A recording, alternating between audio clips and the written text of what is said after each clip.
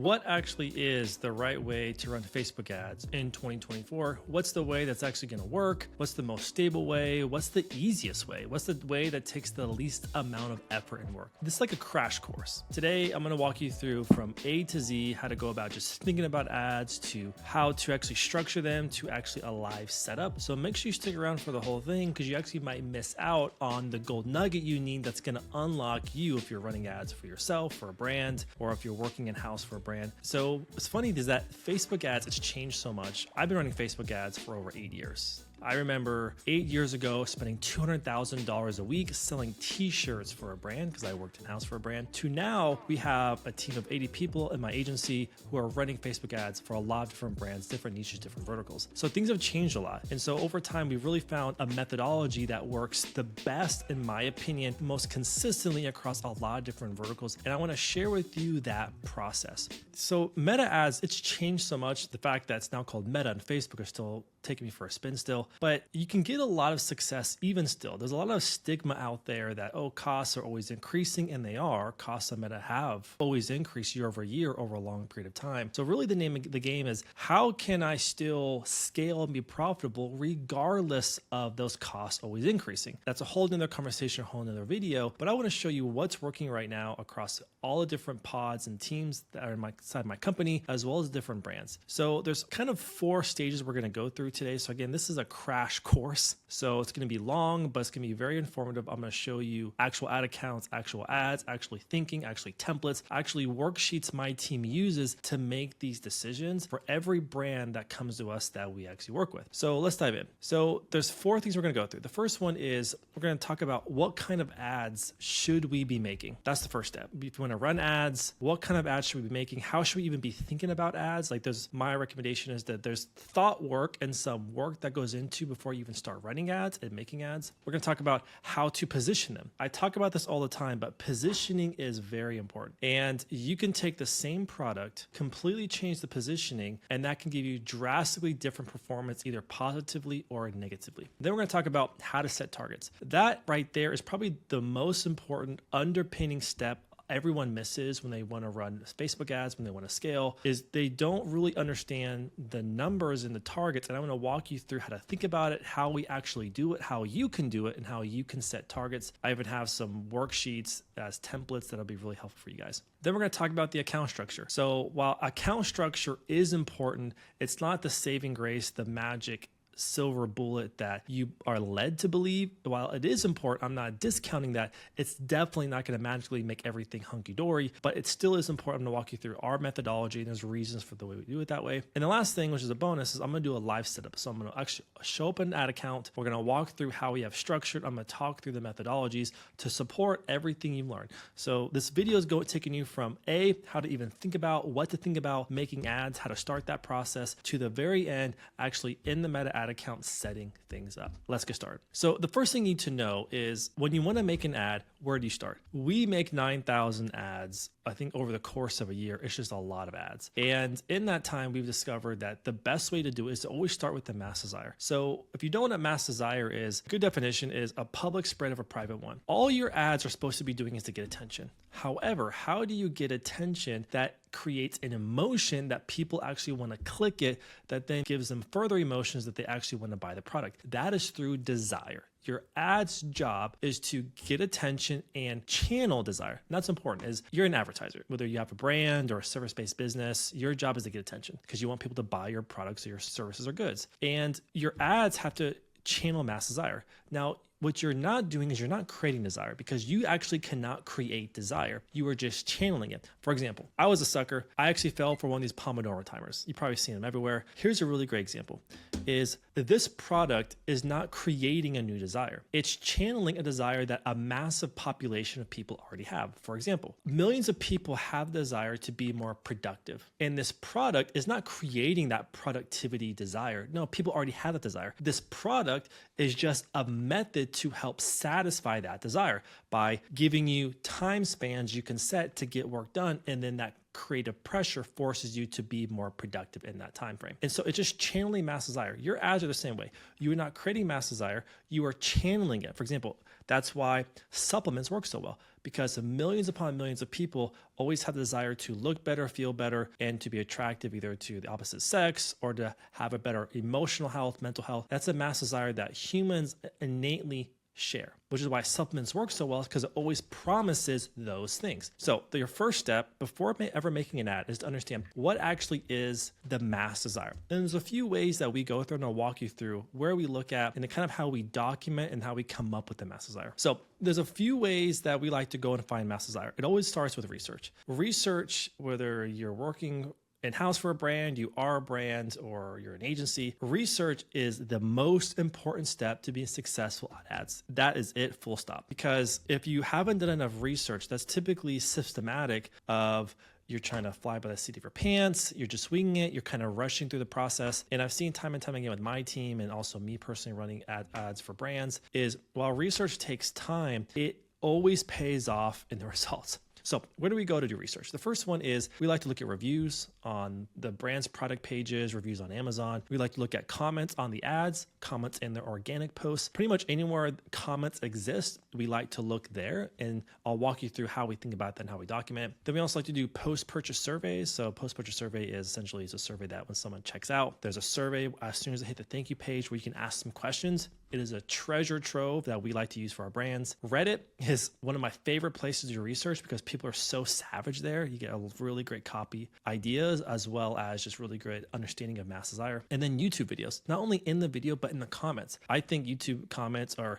probably one of the richest sources of understanding the mass desire. Last is going to be actually going to Amazon and finding books about that topic and looking at those comments. So for example, going back to this example, if I was selling this product, what I would actually go do is I would go to Amazon and I look at some of the top book choices of how to be productive, like the 4-Hour Work Week or whatever these other productivity books are. And I would go and I would look at the comments because inside of it are people that actually took the time to read the book, and it's going to be very rich with the things I'm going to show you in a minute of how to categorize what people say for you to formulate the mass desire. So once we do research in those different places, and that's a start, it's not fully exhaustive, there's probably more places than that, is then what we like to do is we like to use our mass desire inserts sheet. So I actually want to stop and I want to show you what that looks like. I'm going to talk you through how we catalog our findings and how we think about it to come up with a mass desire. And it's important to know is that every product can have several mass desires. So just going back to this example, this productivity timer, one mass desire may be I want to make more money. That's a desire everyone has, and this is a tool to help make more money because you get more done. Another mass desire may actually be is that I am less stressed because I get more done.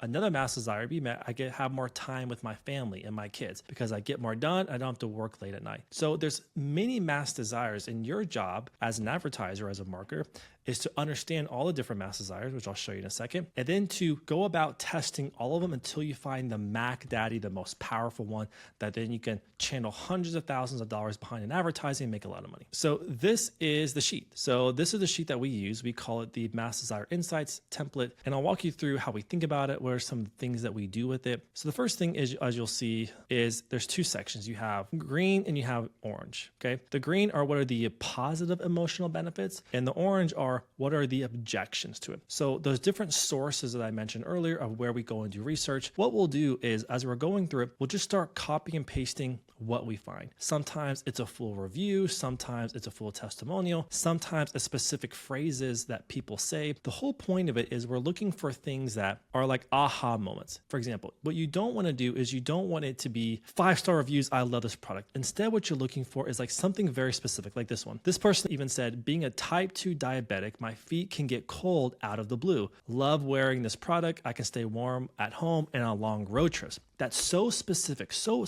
potent, so revealing what his pain was. That's what you're looking for. We're looking for things that are quite unique, quite unusual, that breaks out of what you would normally expect and what you normally see. On the positive side, we do that. Essentially, we just spend hours doing research, cataloging what we find, all the different sources. And then what we do is then we start categorizing them. How we categorize them is in these buckets is what are some emotional triggers people had when they were considering the product? And then what were their pains and frustrations before buying? For example, that review I read just on this video, he was a diabetic and his feet got cold while traveling and doing those things. That's a huge pain and frustration, which we'll show you in a few moments how you unlock that. And then what were people wanting to achieve before they bought that product? And this is what's crazy about the internet, is that people in their reviews and online literally tell you these things. So you just have to understand, and then you can channel that exact mass desire. Also, what were the doubts about the product before buying? Because people will reveal that. And what are the outcomes that they have now after using it? So we do that. These are the positive emotions that people have had pre-product and post-product. But then we also want to do the negative emotions as well. If some of the people that bought the product didn't have a great experience, what were those negative emotions and what specifically about? What were the unmet expectations or goals that the product didn't create for them? What are the doubts about the product now? And what are the outcomes after using the product? Now, I just want to pause here and tell you that why the negative part is important, because positive is like, it makes it so clear that this is what people wanted, and it makes it quite obvious that here's their mass desires because they had a good experience and they're going to tell you. But what the negative does is when you look at it and you look at the negative space around that actual comment, it also reveals some mass desire. So for example, let's go back to this productivity timer. And by the way, this is a great example of product positioning because this technology has been around for decades. Everyone has kitchen timers, or they did like in the 50s and the 40s. But someone just took that exact same product and like, oh, this could be a productivity timer. And great lesson on product positioning. But going back to this, let's say I bought this product and let's say I had a negative experience and I said that this product, I hated it because it actually made me stressed because I knew the clock was counting down the whole time and I just got more and more stressed out that I was running out of time. That could be someone's reaction to this product.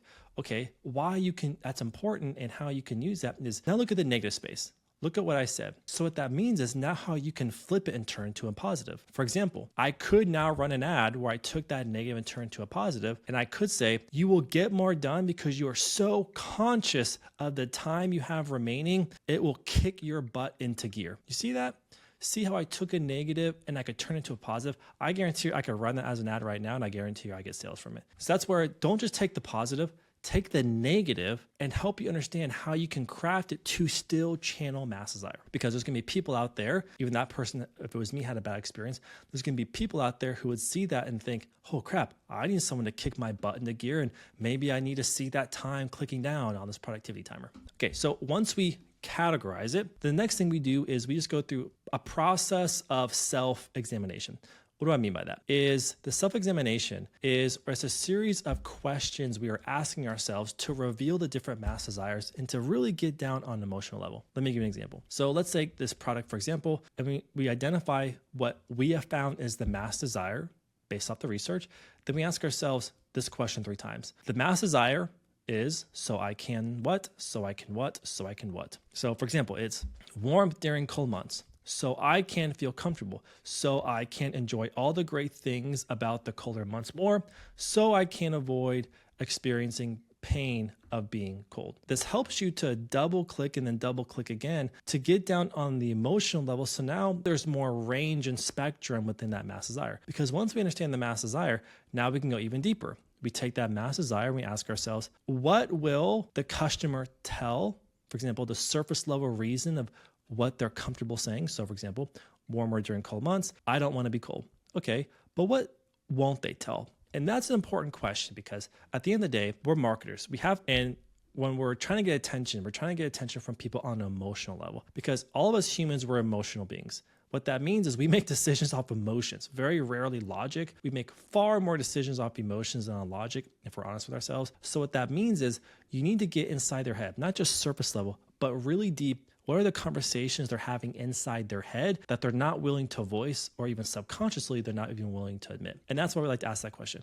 What won't they tell? That being cozy, relaxed improves my overall sense of well-being and mental health. No one's going to really say that, oh, being cozy helps me emotionally and mentally. No, but they're probably thinking it, which is why when they get home, that's the first thing they want to do is get cozy because they had a freaking stressful day at work, right? Makes sense. Then what can't they tell? Meaning, What are the things that maybe they're not even aware of? And we go through this process of asking ourselves these questions for every brand we work with because it helps to reveal and makes glaringly obvious the mass desires, but then the emotional states that we need to promote our product for them to resonate with it and then click on it because we created an emotional response. Does that make sense? You guys follow me so far? And here's an example that once we do that, then what we can do is we take those desires, so I can, and those reasons to formulate a product, to formulate an ad or an email or whatever. So now we have an ad or an email or whatever piece of creative we have that is deeply tied, deeply resonating with real mass desires, real emotions that they have.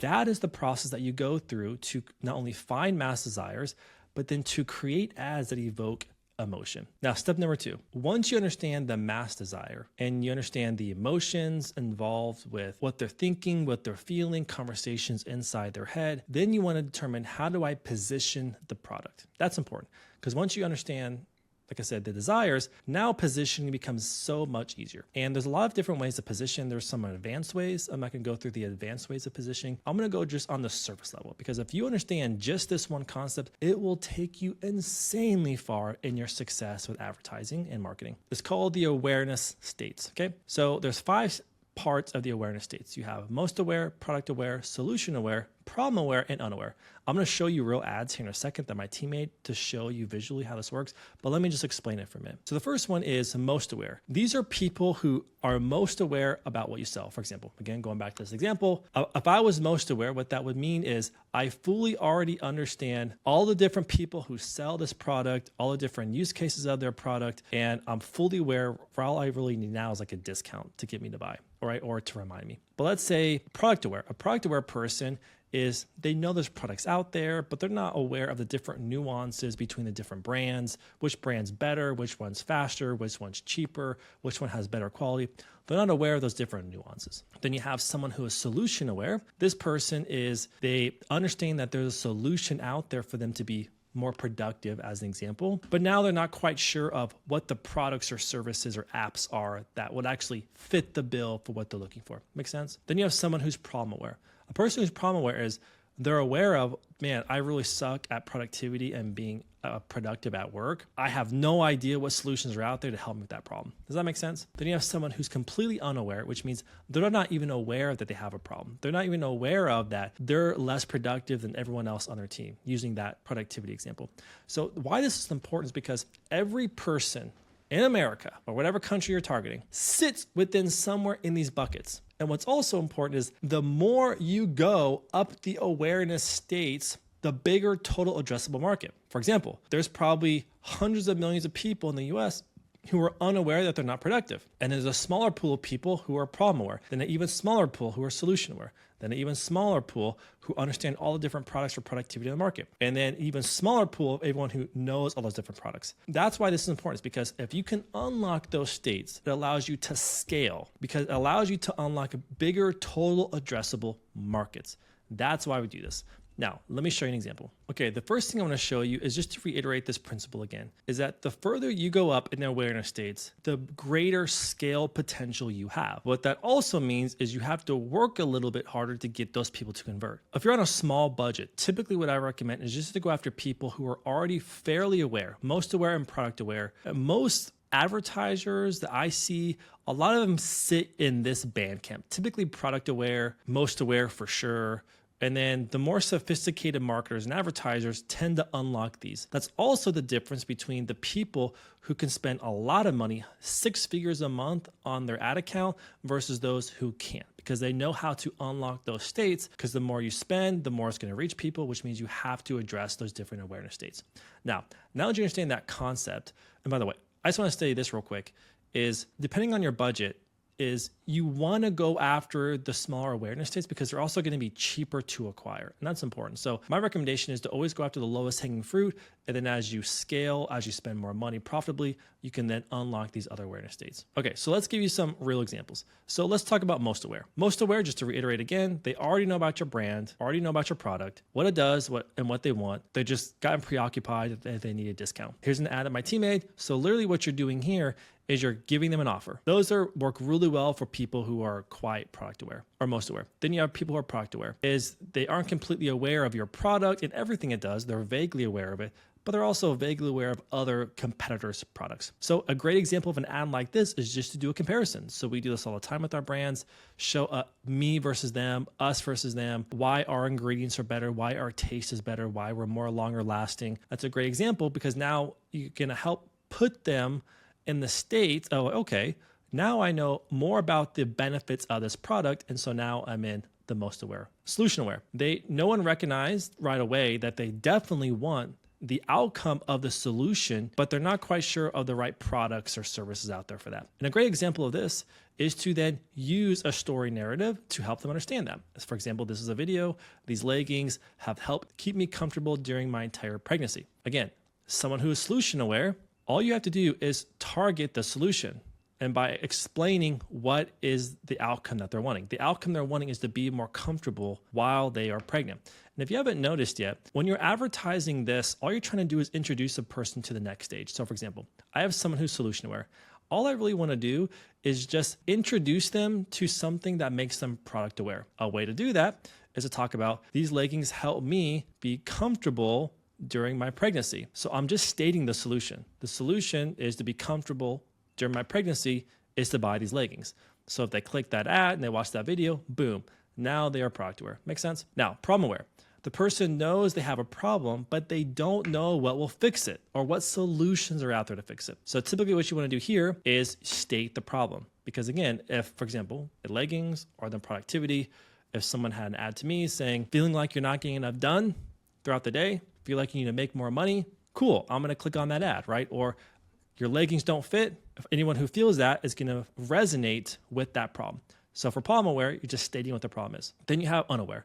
This is the hardest one to unlock. And typically what you want to do is you want to use stories, tips, tricks as a narrative to help unlock that. But someone who's unaware is a person that either clueless of their problem, need, or desire, and they just want to admit it to themselves, consciously or subconsciously. And a great example of this is stories, tips, tricks. Your father-son adventures are legendary. Here's why, right? Really clickbaity. So now any dad who feels like, oh man, like my father-son adventures don't feel legendary. They just feel like a sludge. They always feel like we're always fighting on the adventures. I'm going to click on that to find out why.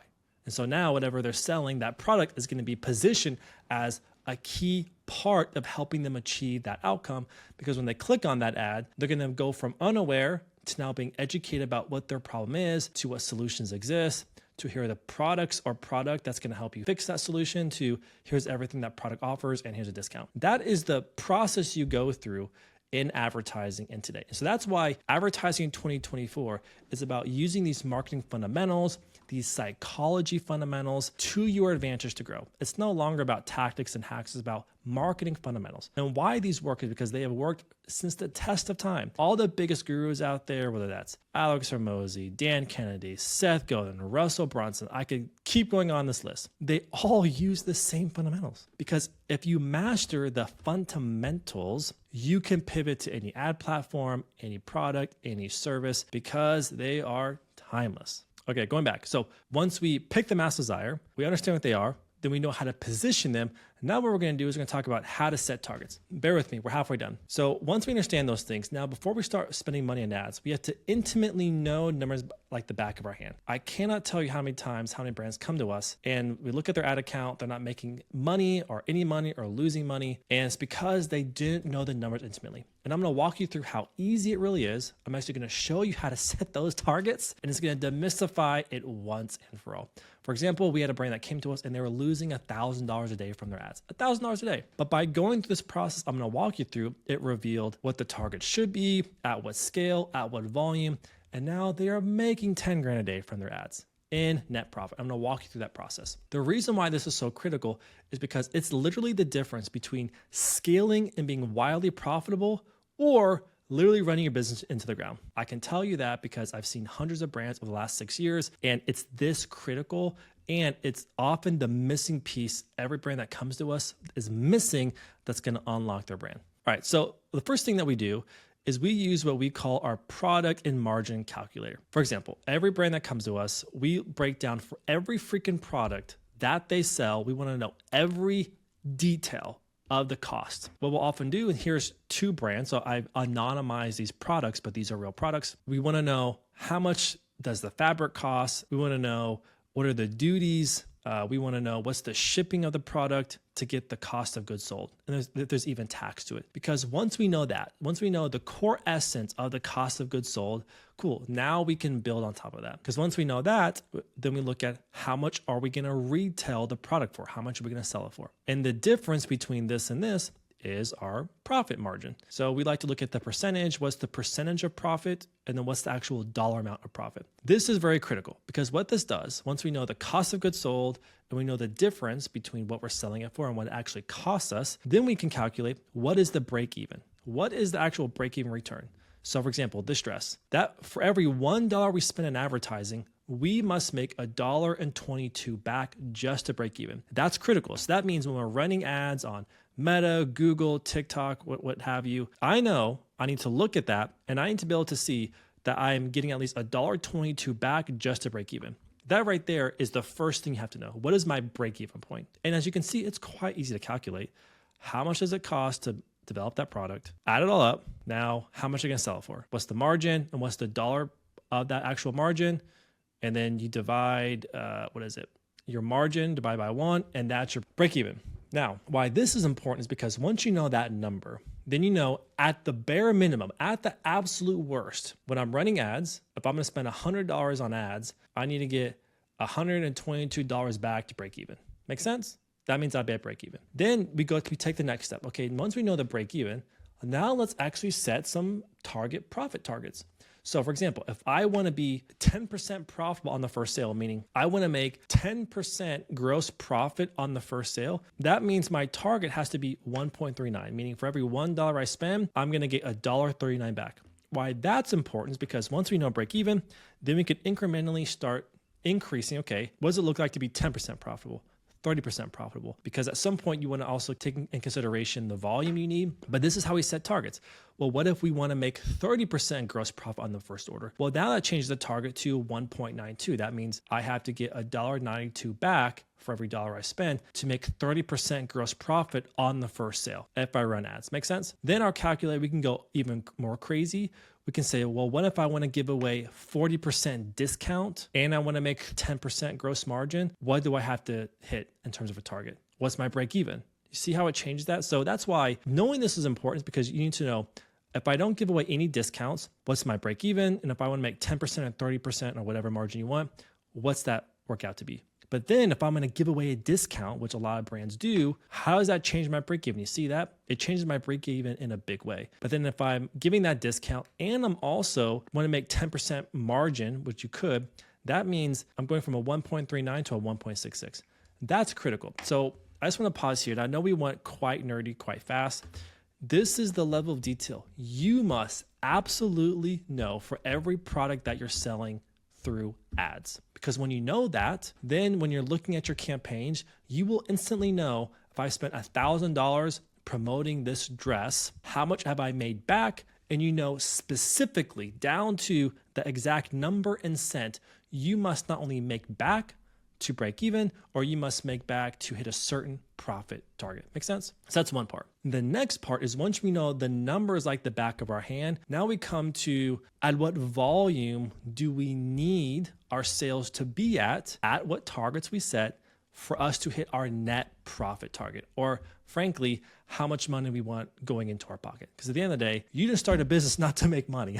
I'm in business because I want to make money. Everyone starts a business because they want to make money. So it's important that you start there. How much money do I want to make? Cool. Once I know that, okay. Now, at what targets and what sales volume do I need for that money to come in my pocket? Let me walk you through what that looks like. All right. So we understand the product numbers. Now let's play with at what volume. So this is another calculator me and my team use. Let's use that same dress example where let's say we're going to sell that dress. So going back here, this dress right here, just a dress. Let's say we're going to sell for $108. Let me just pause here. That's your retail price.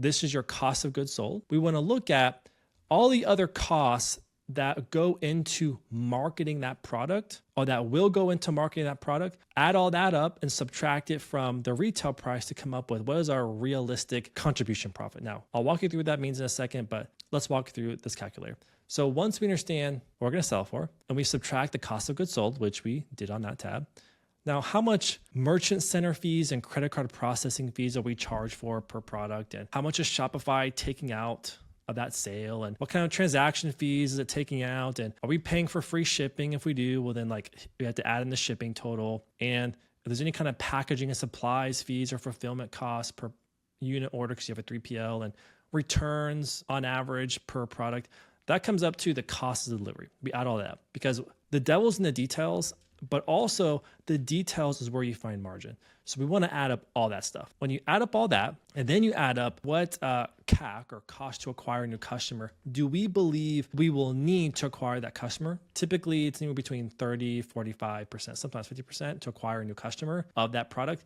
You add all that, that becomes your contribution profit. Contribution profit, in layman's terms, is what is the contributing dollar amount that's going to incrementally add to my net profit.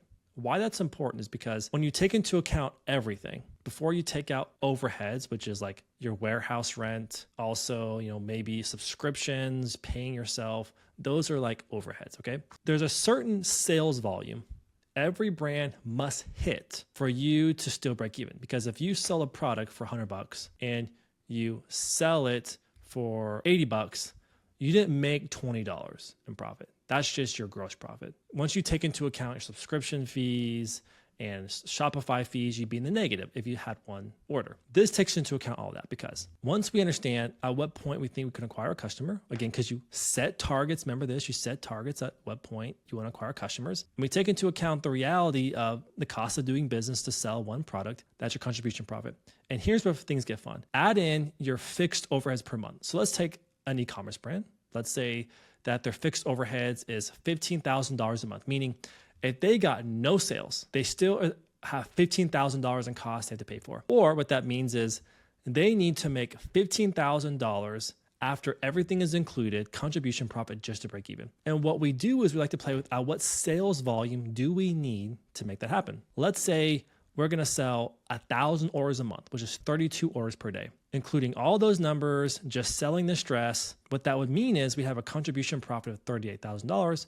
But once we subtract our overheads, we'd be making $23,000 in net profit that we can do whatever we want with. Put in your pocket, reinvest in more inventory. But let's say, for example, we only do 500 orders. Again, assuming that this is what we can acquire customers for, and assuming all these numbers don't change, you can see here that sales volume is also a big contributing factor to profit, right? Because now I'm only doing 500 orders a month, which is 16 orders a day. Again, at these targets of what I sell it for, what I acquire customers for, and what my profit is at the end of it, I'm only making $4,000 a month because I still have to cover these fixed overheads. But once I dip here into 300, well, now I'm in the negative. So you see, sales volume is also a really important part to running ads in 2024. And so that's why we're looking at both not only the creative, not only setting targets, but also at what sales volume you need to really be profitable. And that's where 99% of everyone that you see online goes wrong, is they just look at what's in the meta ad account. That's not how you should be looking at it. You should be looking at what sales volume, because I could spend $10,000 a month at a 4X return and make 40 grand. But if I'm not looking and taking into account all these other costs of delivery and that brand's fixed overheads, they could actually be negative that month if they don't have enough sales volume. Versus, which is how we think, we could spend $30,000 a month on ads at a 2.5 or 3X return and be more profitable than only spending $10K a month at a 4X return, because we overcame that sales volume we had to hit to overcome fixed overheads and other costs of delivery. That is the true nuances you need to understand deeply and intimately to be wildly successful in 2024 running ads on Meta. That is why I'm taking the time to teach this to you guys, because it's not just in the ad account and creative. That's a big part of it. So much more in that is to understand these variables and understand that you need to play both. You need both return and hitting certain CAC targets, but also understanding at what sales volume you need to work with to hit that net profit target. Okay, so I think you understand that point. I hope you do. If you have any questions, ask me in the comments. Listen, I could just tell you the fun stuff, guys, but I'd be lying to you. This is the level of detail you have to go through to just freaking crush in 2024. We have a lot of brands that are insanely profitable. I'm talking 6 figures in profit per month, some of them even more than that, because they just go through the steps of doing this. And so my recommendation is to just go through the required steps to be successful versus ignoring it, and you can actually get yourself into a really bad scenario. Okay, so let's move on. Let's talk about the fun stuff now, account structure. We talked about creative, which is fun. Talk about targets. Now let's talk about account structure.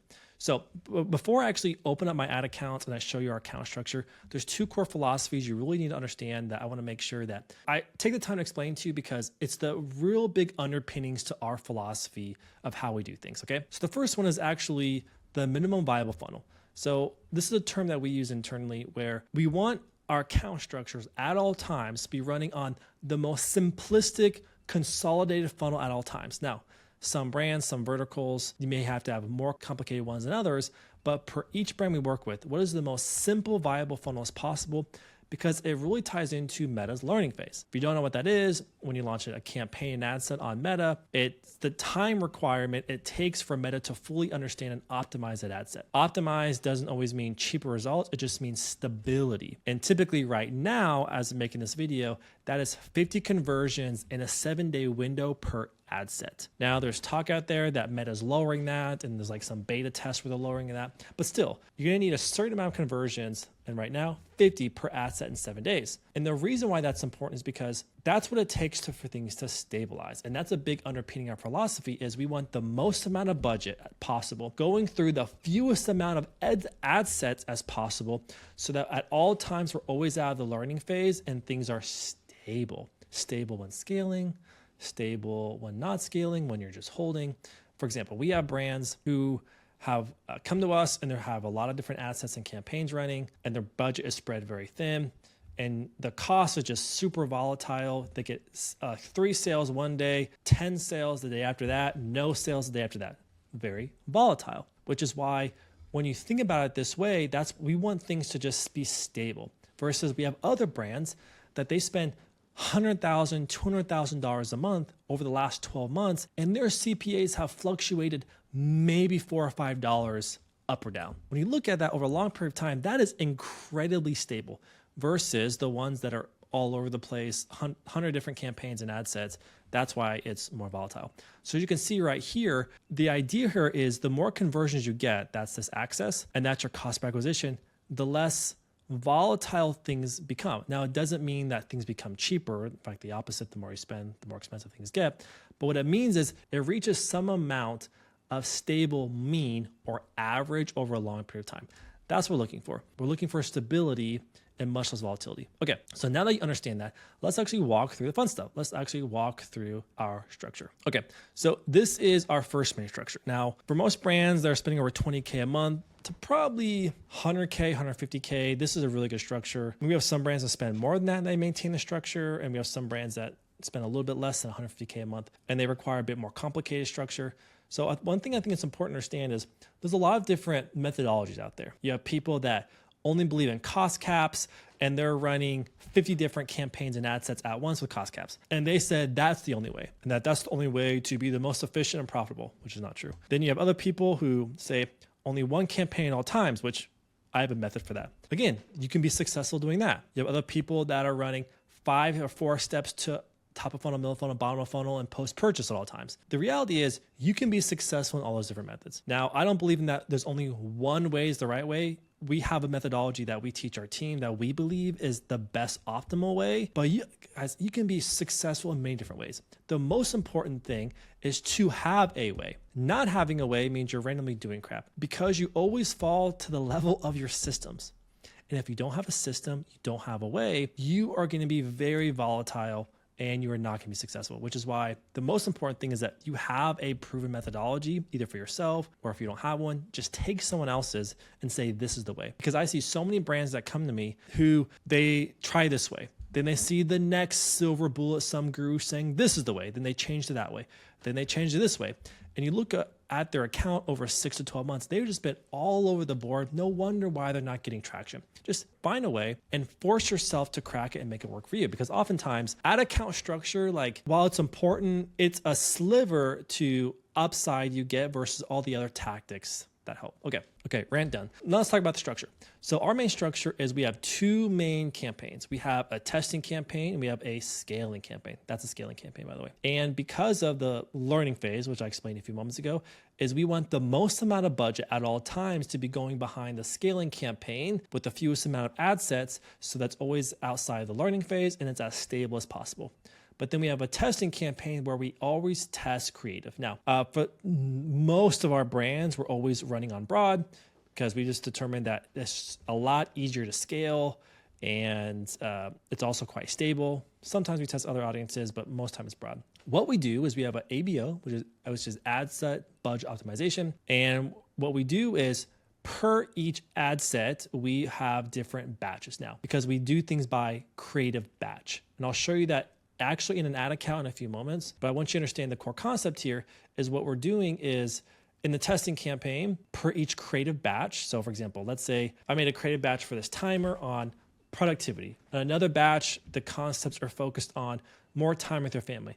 Then another creative batch is focused on make more money. For me, those would be different batches because they're kind of like different concepts, different themes, different angles. It can be different personas. And that would maybe be in their own ad set. And then inside the ad set, we have typically 3 to 5 ads per ad set. And what we do is we run those tests.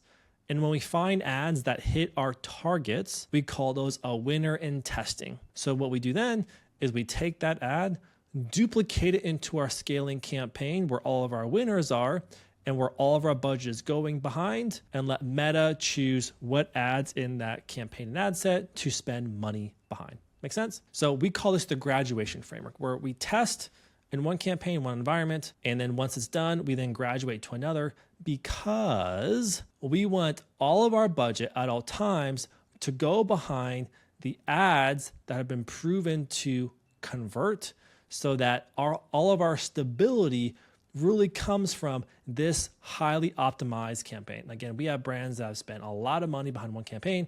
And I'm not saying one campaign is the only way. I'm just saying this is our method that's given us a lot of stability for our brands. That's what we're going after.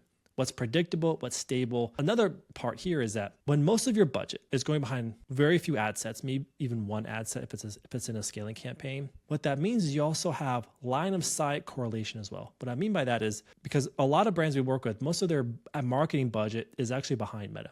So what that means is there's a lot of correlation between this campaign and their overall gross sales, and it makes it very easy to spot when I introduce a new ad into this ad set, does it make the performance better or worse? Because the really tough thing when you have a lot of live campaigns, a lot of different live ad sets, is you don't know what's actually impacting performance because your ad account is a system. You can't introduce new variables to a system and it not affect the system. The worst thing is you won't be able to see that system. I know that was quite complicated and quite granular, but I'm trying to give you the reality of what it takes to be successful in 2024 to run ads. Okay, so let's actually go into an ad account. Here is a dummy account. So this is a dummy account my team uses. Let's show you what it really looks like. So we have a testing campaign, a scaling campaign. For example, we want 80% of our budget to go behind the scaling campaign and then 20% or less to go behind the testing campaign.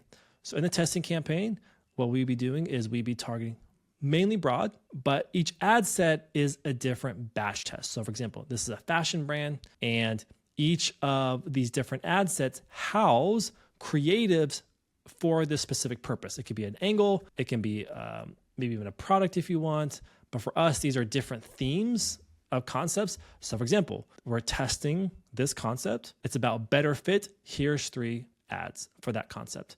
This one, Italian summer collection drop. Here's 3 ads for that concept. This one, secrets to matching. Here's 3 ads for that concept. We would run those ads. Now ignore the budget. It's typically we actually start at $50 a day, which I'll get to in a second. We'd run those ads. When we have ads that hit certain criteria, typically getting purchases within our targets that I taught you guys how to set a few minutes ago, then what we would do is we would duplicate those ads. So for example, if you don't know how to duplicate, click on the ad. It's quite simple. All you gotta do is click duplicate, and then you can duplicate in the existing campaign and you can choose a scaling campaign, okay? Makes sense. Then in the scaling campaign, what we have here is we have one ad set we're 80% of all of our budget, if we can, going behind this one ad set that's quite broad, which means it's just data rich, very rich with data.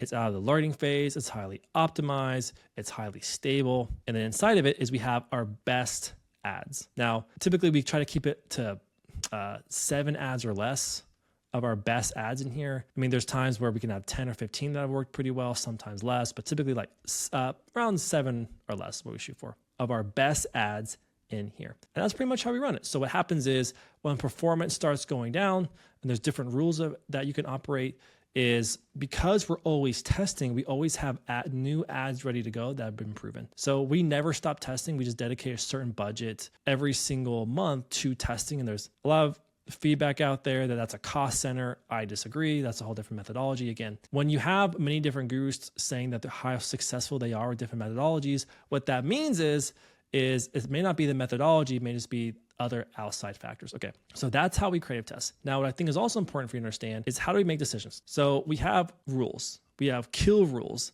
So the first thing we do is typically we start at a minimum of $50 a day, sometimes 100 or 200, depending on the budget and the risk tolerance. But one thing that's important to note is we're also looking at the click attribution. So click attribution is for people who bought that product, do they buy it because they saw the ad or they clicked on it? We really only want click attribution because that's what we call in the business incrementality. And so if an ad that we're running, or an ad set for that matter, if majority of it is only view attribution, be very cautious declaring that ad a winner. We want the majority of the purchases to be click attribution, meaning they saw the ad and they clicked on it. And then these are our creative testing rules. So I'm not going to read them verbatim, but if we test ads and we've spent over our CPA target, so remember how we set rules a few minutes ago, a few slides ago, and how we showed our break even target, then we showed our 10% profit target, our 3% profit target, whatever target you choose, and that's brand specific in your margins. If we spend that amount without a purchase, we kill it. If we spend 2 times that amount without a purchase, then we kill it. Then we spend 3 times the amount, but we're not within 25% of target, we kill it, and so on and so forth. And so what that does is it removes the decision-making that mentally weighs us down so that we focus more on the things that have the greatest lever, which is actually going to be our offer creative landing page. All right, yes, that was a long video, but I want you guys to understand, here's every step you need to take to be successful running meta ads, Facebook ads, whatever you want to call it, in 2024. It's no longer about what's in the ad account. It's about being sophisticated as a marketer. It's about being sophisticated and knowing your numbers so well, you know how to manipulate them to make more money. It's about being amazing at product positioning, at marketing fundamentals. And yes, the ad account structure does make a big impact too. So if you have any questions, there's a lot of things I went through very quickly. This was a crash course on how to be successful in meta ads in 2024. Let me know in the comments. I'll see you guys in the next video.